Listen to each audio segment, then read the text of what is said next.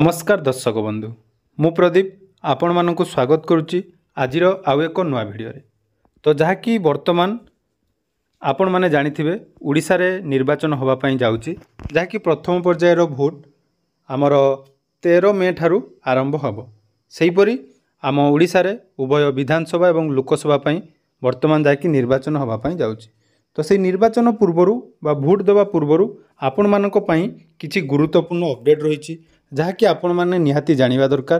तो जदि आपणकर बयस 18 वर्ष रु ऊर्ध्व अछि बा आपण मानकर बयस 65 रु मध्य अधिक होई जाइछि तो आपण मानक पई ए भिडियोटी निहाती जानिबा दरकार।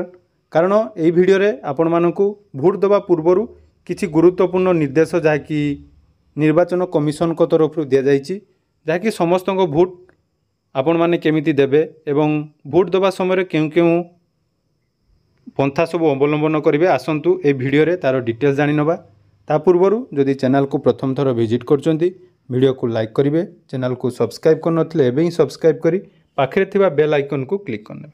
तो देखंतु निर्वाचन होउची हमर भारतर एक गणपर्व बा लोक मानक पई निर्वाचन। तो यही भोट नवा पूर्वरु किछि गुरुत्वपूर्ण अपडेट जहाँकि समस्त भोटर माने जानिबा दरकार। तेणु ए वीडियो को जमारू स्किप न करी प्रथम रु शेष पर्यंत निहाती देखिए एवं जदि आपन भिडियोटी भल लागिबो तो निहाती एटा को शेयर करिवे जहाँकि समस्त भोटरଙ୍କ पाखरे एही इनफॉरमेशन निहाती पहुँचवा दरकार।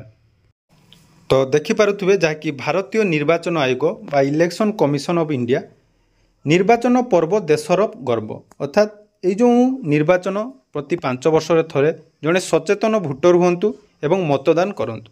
तो सर्वप्रथमे आपण मानकु कहि रखिबी तो मतदान करिबा आपण मानकर निहाती बा आपणकर अधिकार। तो यही अधिकार केबे निजको वंचित करंतु नहीं। तो देखंतु जहाँकि यही मतदान को नहीं वर्तमान निर्वाचन कमिशन को तरफ किछि गाइडलाइन आपण मानक पई जारी करा जायछि। तो यही गाइडलाइन आपण निहाती जानिबा दरकार। देखंतु निर्वाचन दिवस रे मतदान को सुगम करिया पई छुट्टी घोषणा करा जाय। तो किछि रहिचंती बा किछि व्यक्ति रहिचंती जो माने घर ठारू बहुत दूर रे रहंती। तो ये निर्वाचन समय रे से माने भोट देवा पई आसंती नहीं। तो सेमानक पई जहाँकि अनुरोध करा जायछि जे छुट्टीर दिन आपण मतदान दिन रूपे ग्रहण करंतु निहाती 5 वर्ष रे थरे जहाँकि भोट दियंतु। तो से भोट देवा आगरु आपण मानक पई किछि गुरुत्वपूर्ण डिटेल्स जाकि रहिछि देखंतु। तो जेतेबेले आपण भोट देवा पई जाउचंती तो बूथ को कोनोसी वैद्युतिक उपकरण आनिबा को अनुमति नहीं अर्थात मोबाइल फोन हो कैमेरा हो बा स्मार्ट वॉच हो किंबा ब्लूटूथ यही सब जिनिस आपण केबे बूथ भीतर को भोट देला बेले जिबे नाही। एवं जदि आपण माने मतदान केंद्र खोजिया पई असमर्थ अछंती तो भोटर हेल्पलाइन ऐप मध्य व्यवहार करि परिबे। एबे देखंतु आपणको जो भोट देवा पई जिबे आपणको पाखरे किछि दस्तावेज बा डॉक्यूमेंट थिबा दरकार।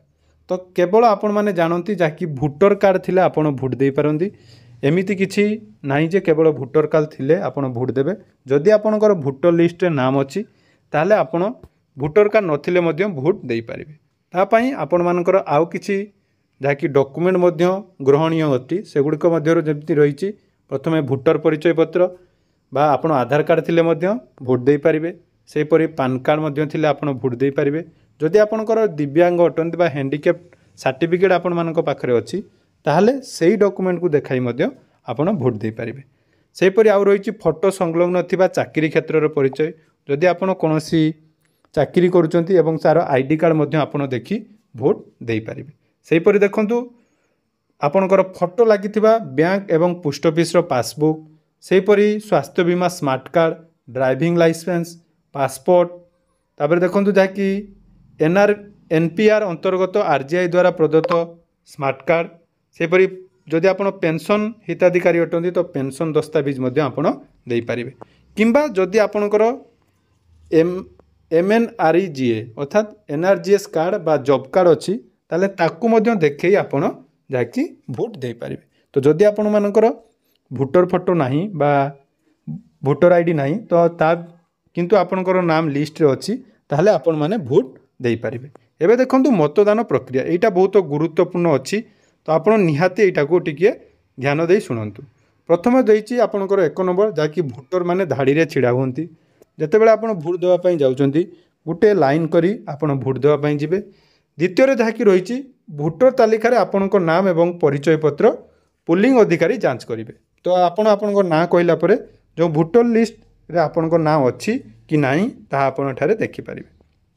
तापर 3 नंबर प्रोसेस जहाँकि रही पुलिंग अधिकारी आपण आंगुठी नखरे ओलिभा स्याही लगाई चिन्हित करेंगे। अर्थात देखिए जो मैंने भोट देती आपणकर भोट दे सारापर आपण नखरे गोटे जहाँकि काली लगा जाए एवं आपणकर भोटर स्लिप देवे एवं सेठी आपणकर दस्तखत नेबे।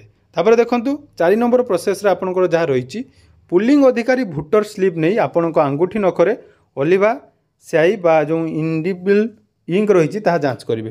तो जदि आपणकर भोटर स्लिप रे ना अच्छी तापर पुणी आउ जड़े एजेंट जे कि थे पुलिंग एजेंट से आपणकर से डिटेल्स चेक करेंगे। चेक कलापर जानतु एथर ईवीएम रे भोट हम बा इलेक्ट्रोनिक भोटिंग मेसीन। सो से ईवीएम रे भोट देवाई आपणकर भोटिंग कंपार्टमेंट भितर को जिबे जाई सारा परे आपण माने आपण मानकर सेठारे मतदान करें।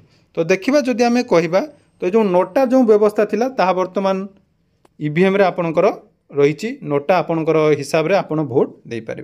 आउ गोटे भोटर समय गोटे गुरुत्वपूर्ण अपडेट जहाँकि रही दिव्यांग एवं वरिष्ठ नागरिकों पाई मतदान केन्द्र में उपलब्ध सर्वनिम्न सुविधा।